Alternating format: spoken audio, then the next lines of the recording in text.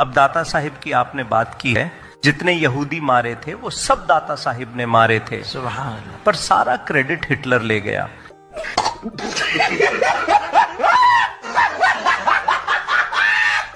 جناب ارشد ندیم نے لمبی تھرو پھینک کر گولڈ میڈل حاصل کیا تھا، لیکن ان مولانا صاحبان نے تو لمبی پھینکنے میں ارشد ندیم کو بھی پیچھے چھوڑ دیا ہے۔ یہ جو عجیب و غریب قصے کہانیاں آپ کو سنانے والے ہیں، یقین مانے ان من گھڑت قصوں کا اللہ کے ولیوں کے ساتھ کوئی تعلق نہیں ہے، بلکہ میں تو کہوں گا کہ یہ مولانا اولیاء اللہ پر بہتان باندھ رہے ہیں۔ ذرا ملاحظہ فرمائیں۔ کدی تھوڑا طبیعت صحیح نہ ہوئے، کوئی ذہنی ڈپریشن کا شکار ہوں، انشاءاللہ تھوڑی طبیعت لطیفے احتفے نال خوش ہو جائے۔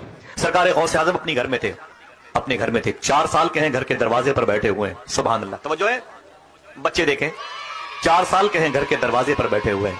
ایک فقیر گزرا، اس نے کہا السلام علیکم یا شیخ عبد القادر۔ غوث پاک فرماتے ہیں وعلیکم السلام ورحمۃ اللہ، وعلیکم السلام ورحمۃ اللہ۔ فقیر ٹھہر گیا، اس نے کہا شیخ عبد القادر میں نے 1 مرتبہ سلام کیا اور آپ نے جواب 2 مرتبہ دیا۔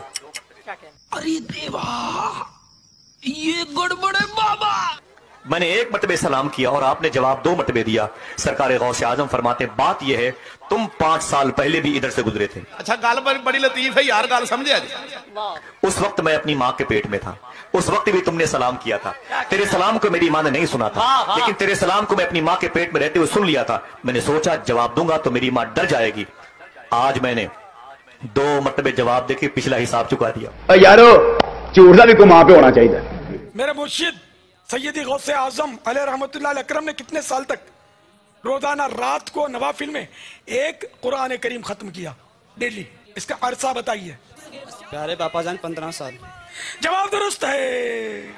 مولانا صاحب کہانی شریف سناتے ہوئے کہتے ہیں کہ 15 سال تک ہر روز شیخ عبد القادر جیلانی رحمۃ اللہ علیہ قرآن پاک ختم کرتے تھے، جبکہ جامع ترمذی کی حدیث مبارک ہے، پیارے نبی صلی اللہ علیہ وسلم نے فرمایا کہ اس نے قرآن کو سمجھا ہی نہیں جس نے 3 دن سے کم مدت میں قرآن ختم کر ڈالا۔ اب ذرا تھوڑی عقل شریف گھمائیں کہ کیا ایک اللہ کا عظیم ولی پیارے نبی صلی اللہ علیہ وسلم کا غلام کیا پیارے نبی کی حدیث کی مخالفت کرے گا؟ ہرگز نہیں۔ حقیقت میں یہ جنہوں نے بھی کہانیاں لکھی ہیں انہوں نے قرآن و حدیث کا مطالعہ کیا ہی نہیں، بس جو من میں آیا گھڑتے گئے۔ ہماری سرکار رحمۃ اللہ تعالیٰ علیہ نے جب یہاں پہ پانی میں چلا کاٹا نا تو آپ کے پورے جسم کو مچھلیوں نے کھا لیا۔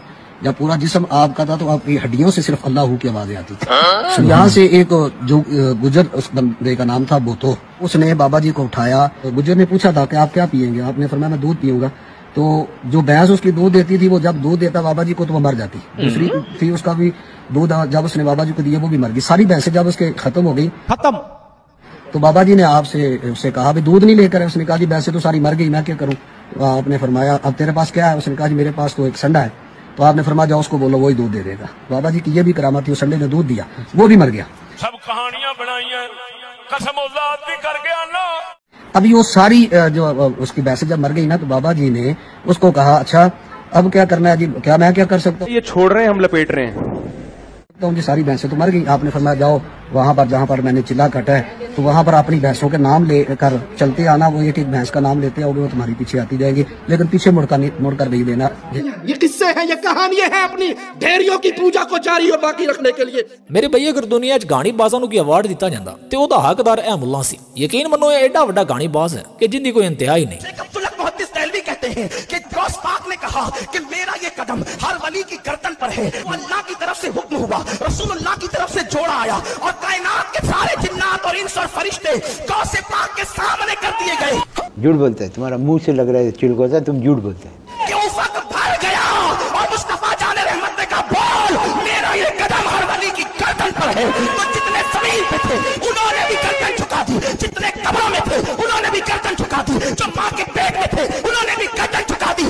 جب قوم کو یوں اندھا کیا جائے، جب قوم کو یوں شخصیات کے پیچھے لگا دیا جائے، پھر انہیں جو مرضی جھوٹ سنا دو، وہ کہتے 2 رکعت نماز نے راجو حال امام دا ہوئی میرا اللہ ہو۔ جو عالم ارواح میں تھے انہوں نے بھی گردن جھکا دی۔ دل چاہتا ہے اس کو میں گلا دبا کے مار دوں، اس بے غیرت بے شرم انسان کو، ذرا بھی اس کو خدا کا خوف نہیں۔ میرے مرشد غوث اعظم کی شان یہ ہے کہ غوث پاک فرماتے ہیں میرا مرید مشرق میں ہو اور میں مغرب میں ہوں اور مرید پر مصیبت آ جائے اور وہ مجھے مدد کے لیے پکارے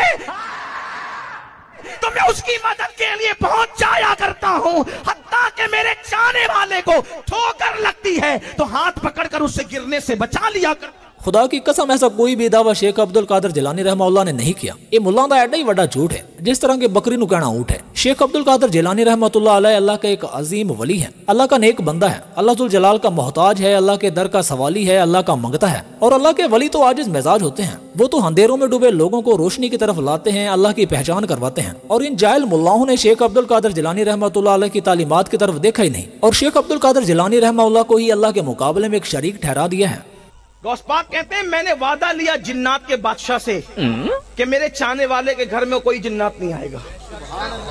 اب کون پوچھے کہ مولا جی جنات کے بادشاہ سے یہ ملاقات کہاں پر ہوئی تھی، کیسے ہوئی تھی، اور کیا یہ عبد القادر جیلانی رحمہ اللہ نے اپنی کسی کتاب میں لکھا ہے؟ ہرگز نہیں، یہ سراسر جھوٹ ہے، من گھڑت قصہ ہے. اور شرم آنی چاہیے ایسے مولویوں کو جو ممبر رسول پر بیٹھ کر لوگوں کو قرآن و حدیث سنانے کی بجائے من گھڑت قصے سنا رہے ہیں. غوث پاک کی امی غوث پاک کو پیار کریں.